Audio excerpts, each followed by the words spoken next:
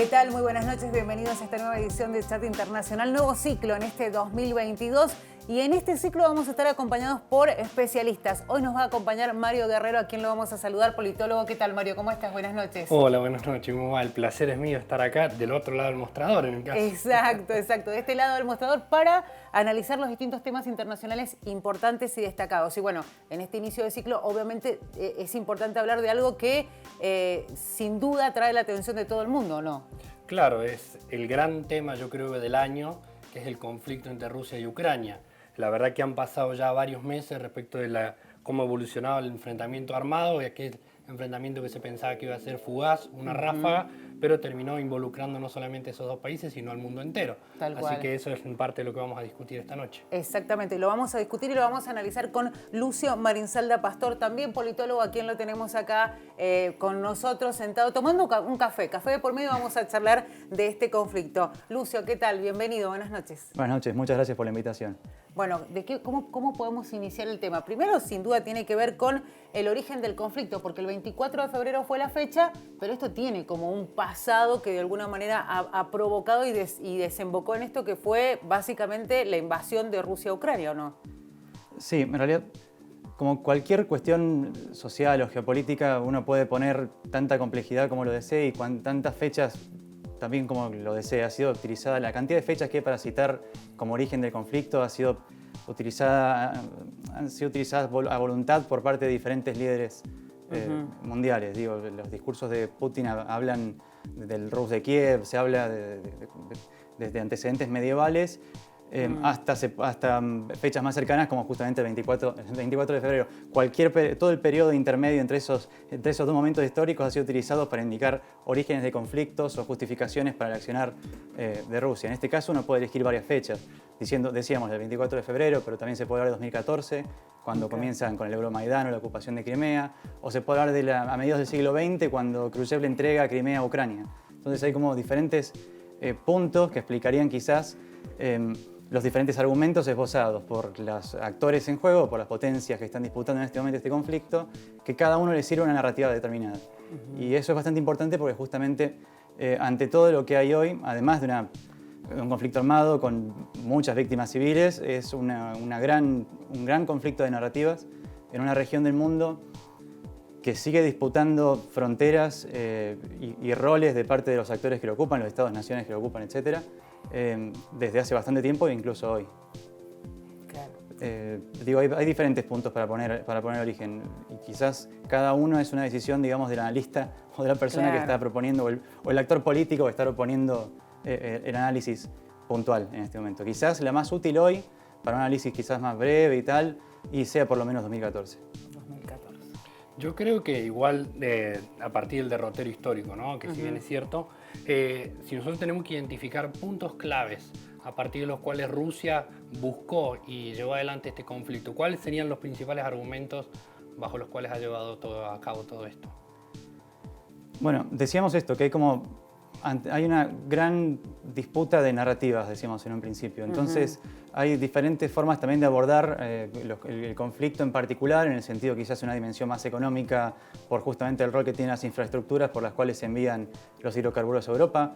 El hecho de que justamente Ucrania, de los ex socios soviéticos, es uno de particular relevancia. No es lo mismo un conflicto en el Báltico, que justamente fueron repúblicas que eventualmente se permitió su abandono de la Unión, que con el caso ucraniano, que es un territorio importante, sobre todo, además de la cuestión de la circulación de hidrocarburos, con restos de infraestructura industrial significativa, restos de infraestructura de defensa, acceso privilegiado al Mar Negro, y a su vez también el tema decíamos, además de los hidrocarburos, la cuestión de la producción alimentaria, que hoy día la seguridad alimentaria, en virtud del conflicto, está bastante cuestionada para países bastante jugados, como en el caso de... O sea que Ucrania es un país estratégico.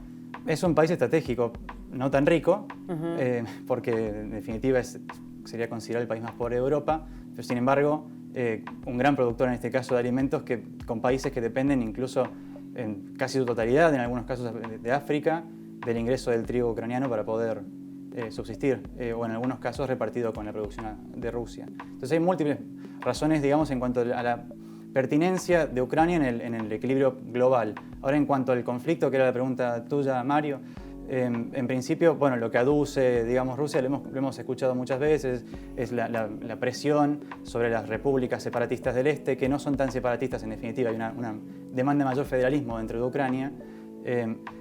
Y se ha ejercido desde Kiev una presión bastante, aducen los rusos, muy violenta, con la muerte de muchos civiles desde el Euromaidán en adelante, que ha implicado en este caso, bueno, la salida en defensa de parte de Rusia de esta población, para la cual ellos optaron por un plan bastante amplio de intervención en Ucrania, que implicaría no solo el cese de hostilidades contra las poblaciones del este, mediante la desmilitarización de Ucrania, sino además el replanteo de Ucrania en cuanto a su inclinación, digamos, por la incorporación hacia la OTAN, que ya se venía discutiendo desde hace un tiempo. Bueno, hay una serie de intereses estratégicos de parte de Rusia que suele aducir con respecto a sus países limítrofes, para oponerse justamente no solo al ingreso a la OTAN, sino al alineamiento internacional que presentan los países de lo que sería su tradicional zona de influencia, sus países vecinos, que correspondería hoy día todavía llamarla de zona de influencia.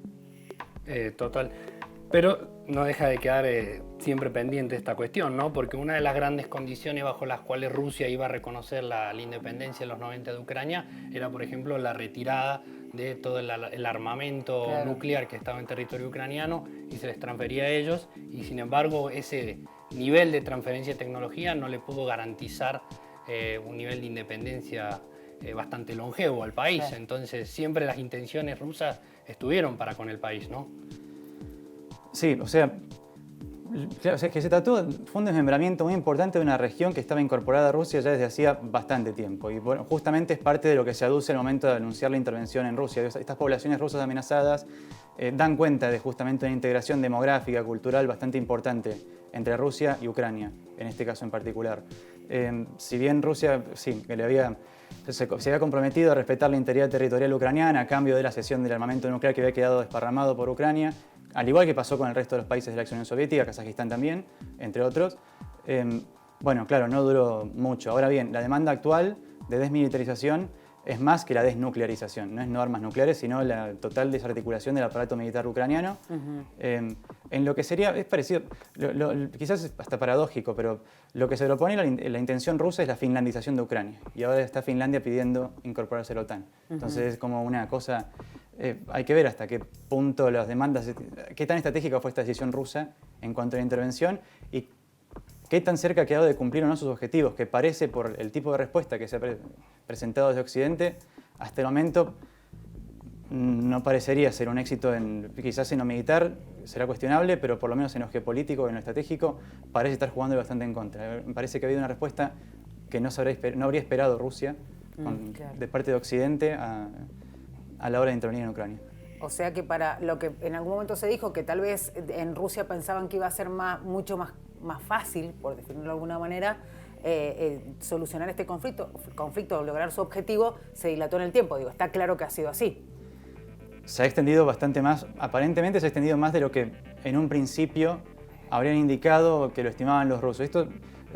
Hay muchas como subordinadas en la oración, porque justamente los objetivos de Rusia han parecido ir mutando en la medida en que la situación del frente mutaba. Todo ha marchado siempre según el plan. La retirada de Kiev era parte del plan, la retirada ahora de Yarkov fue parte del plan, y ahora estar concentrándose en el este, viendo si llegan hasta Odessa o no, todo eso lo que se dice, siempre fue parte del plan. Entonces, como todo fue siempre parte del plan, no queda tampoco tan claro exactamente cuál era finalmente el plan o el objetivo. El objetivo. El objetivo es más bien claro, o sea, se habla de esto, desmilitarizar, la finalización, el cese de las negociaciones con la OTAN, eso parece ser claro. La cuestión es en qué medida la intervención militar está logrando efectivamente cumplir eso, que es lo que señalabas recién. Hay una denuncia quizás que ya señaló hace poquito en el discurso, el día de la victoria, Putin, cuando estaba apelando cuando dio su discurso frente a la tradicional marcha que se hace el 9 de mayo, señalaba justamente este mismo diagnóstico. Decían, bueno, miren, ya hace años que la OTAN está entrenando a las fuerzas de Ucrania, los están equipando con tecnología militar que juzgamos nosotros que es de punta, con lo cual, como rusos, nos sentimos amenazados, y esa es la justificación, digamos, para la intervención en Ucrania. Y si uno se fija en lo que sucedió efectivamente, bueno, quizás no estaba tan errado Putin por el hecho de que no le fue tan bien, parece, a las fuerzas militares rusas en el terreno. Efectivamente han estado siendo equipados por la OTAN, ahora más que nunca. Hace unos días Actis, una lista muy reconocida, hablaba justamente que el aparato militar industrial, el complejo militar industrial estadounidense está operando con toda su capacidad instalada en este momento, y eso implica que toda esa capacidad instalada, que no se suele utilizar al 100%, significa que hay un envío constante de equipamiento militar a Ucrania, que a su vez está evidentemente asesorado y entrenado, parece de manera bastante útil. Además hay un enriquecimiento, se han incorporado múltiples actores al conflicto, incluso de parte de Occidente, que quizás habrá una discusión sobre varios temas más o menos asociados con esto. Por ejemplo, el rol de las telecomunicaciones, las comunicaciones satelitales, y concretamente el caso de que, por ejemplo, Musk con Starlink, con los satélites, unilateralmente decidió involucrarse en el conflicto del lado ucraniano y les proveyó de internet. Hizo un intercambio por Twitter con el ministro de Comunicaciones ucraniano, indicándole que ponía a su disposición la flota satelital para brindar telecomunicaciones en el territorio ucraniano que estaba aislado, con problemas. Lo mismo ocurre para los asesoramientos de inteligencia que ofrecen desde las redes satelitales y todo lo demás que pueden ofrecer las agencias occidentales a Ucrania, que evidentemente tienen un impacto bastante significativo porque, todo ese tipo de información es muy estratégica al momento de hablar de un combate en el territorio. Sin duda. Bueno, vamos a ir a una pausa y enseguida vamos a seguir analizando, por supuesto, este tema. Estamos en Chat Internacional con Mario Guerrero y Lucio Marinsalda Pastor, politólogos, hablando sin duda de este tema tan interesante. Enseguida regresamos.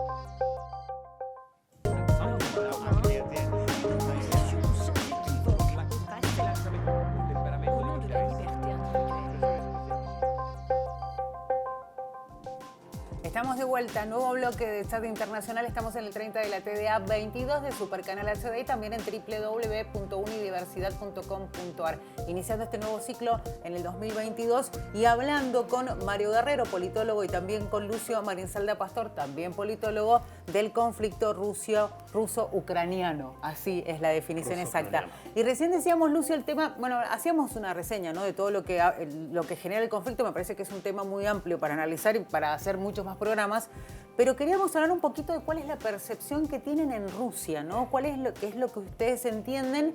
Es cómo lo concibe la gente, cuál es el apoyo que tiene el primer mandatario ruso, Putin, en relación a este conflicto, porque también se ha hablado un poco de esto, ¿no?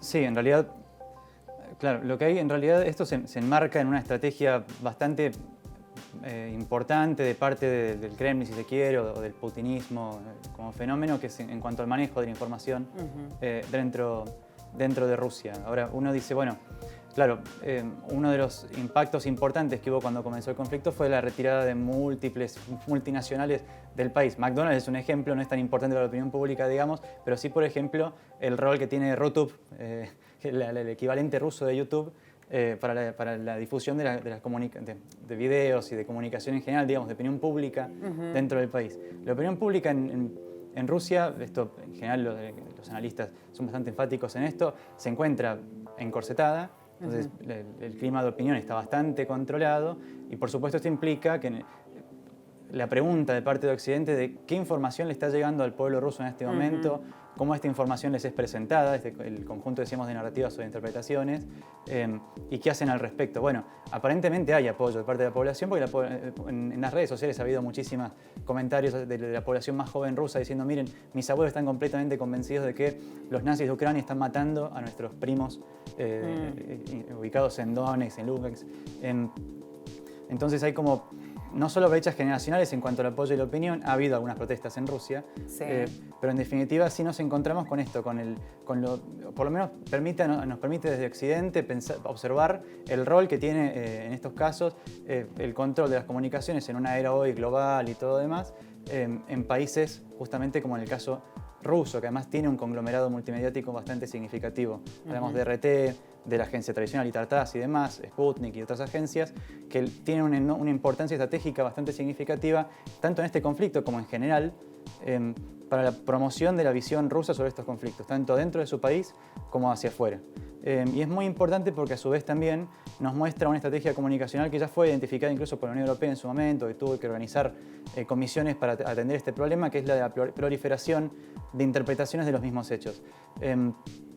Una misma agencia puede promover 5 o 6 interpretaciones al mismo tiempo de un mismo fenómeno. Se estudió mucho en el momento de cuando fue el derribo del avión, recordarán, en Ucrania.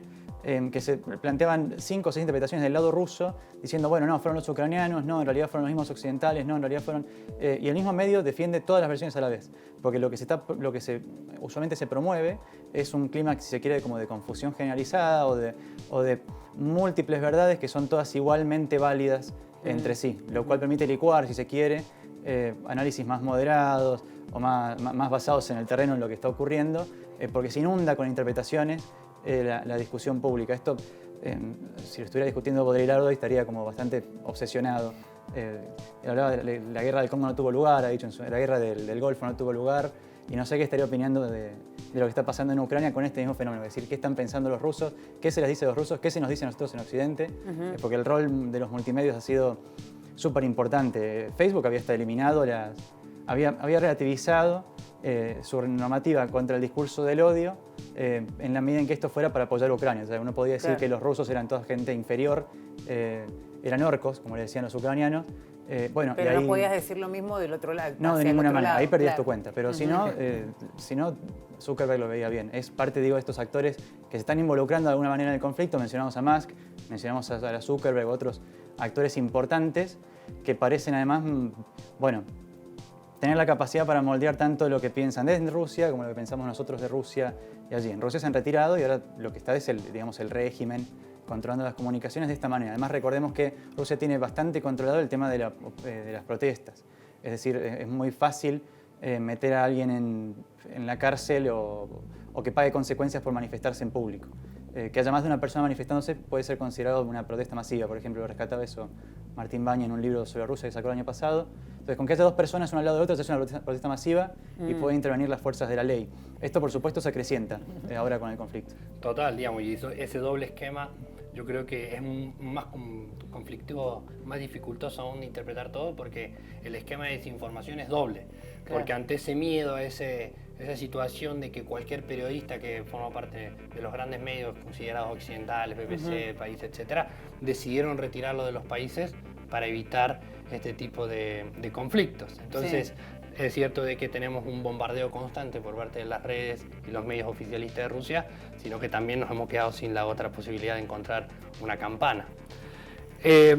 Una de las cuestiones que siempre queda pendiente en el aire es discutir sobre las consecuencias que tiene el conflicto, ¿no? Digamos, no solamente desde la perspectiva geopolítica, esto es decir, Rusia va a buscar consolidar su cinturón de seguridad, etcétera, etcétera, sino también los demás actores. ¿Cómo ha incidido en el accionar de los demás actores y cómo es que esto ha influenciado las dinámicas internacionales?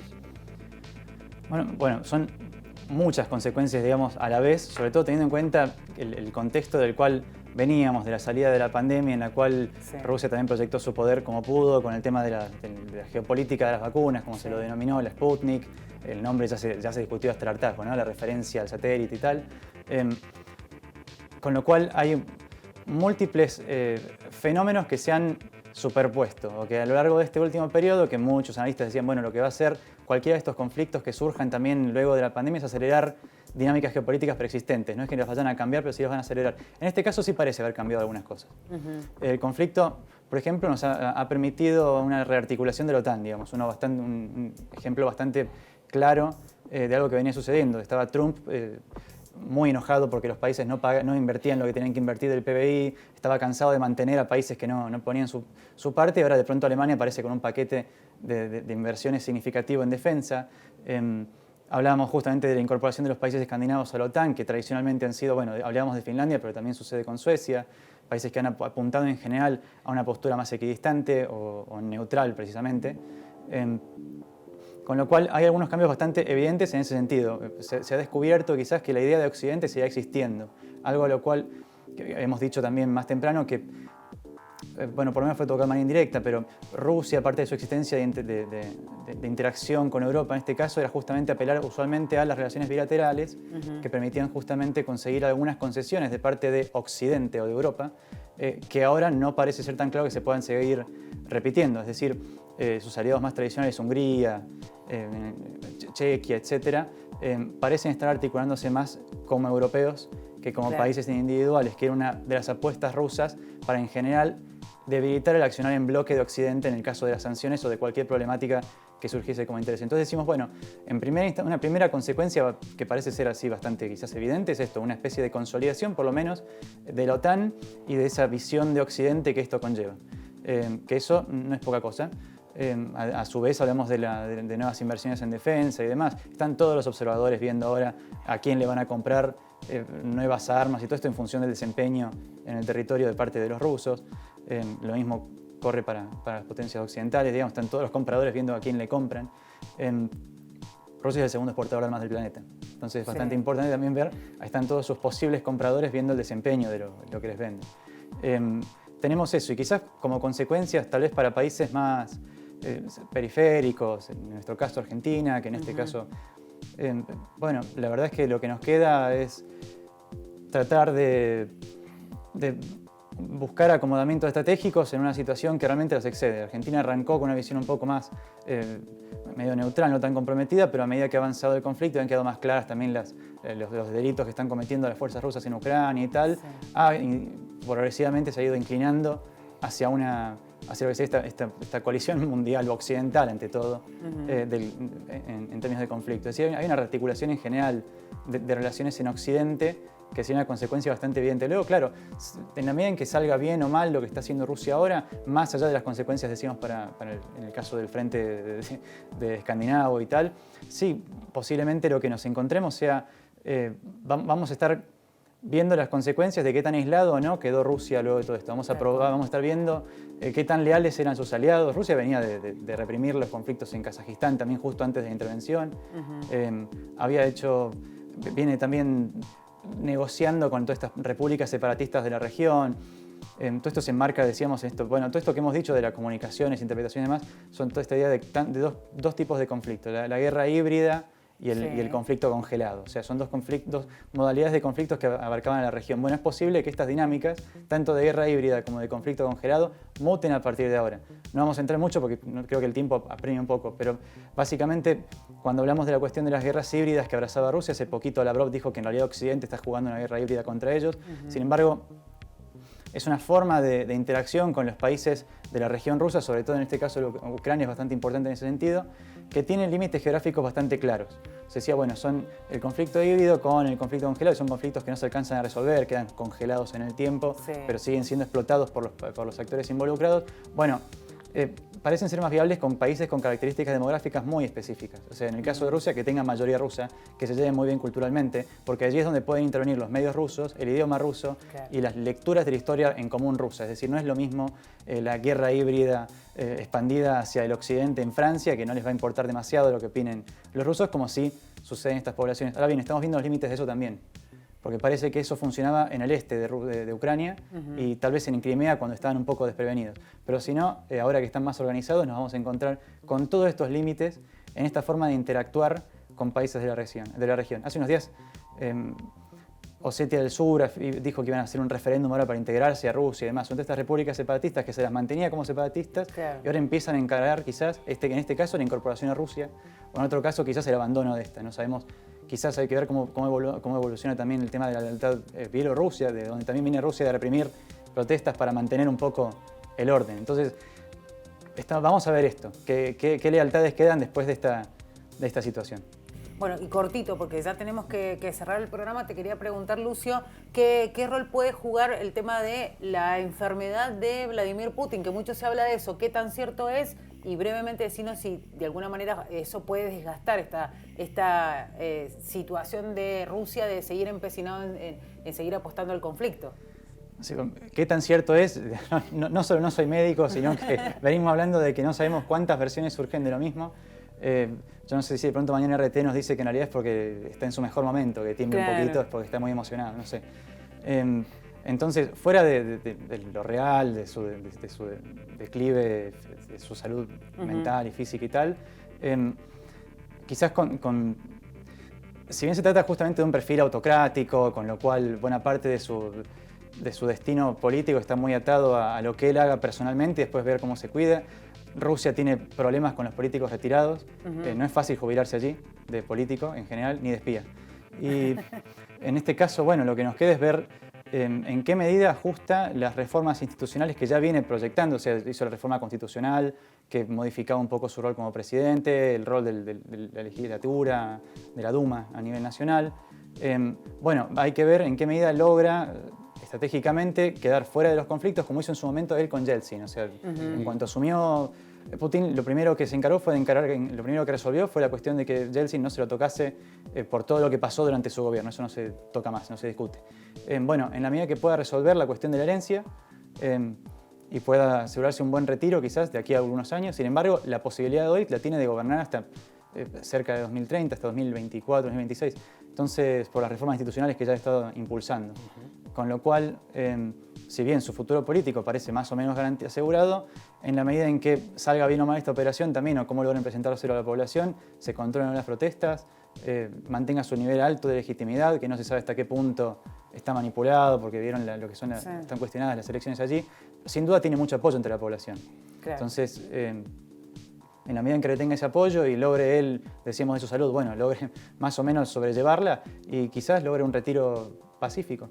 Como corresponde, como correspondería o no. Total. Bueno, chicos, muchísimas gracias a los dos, Mario, Lucio, por dar inicio a este chat internacional de este 2022 y seguramente volveremos a hablar de este y otros temas. La invitación para ustedes para la próxima edición de Chat Internacional será hasta ese momento. Muchas gracias.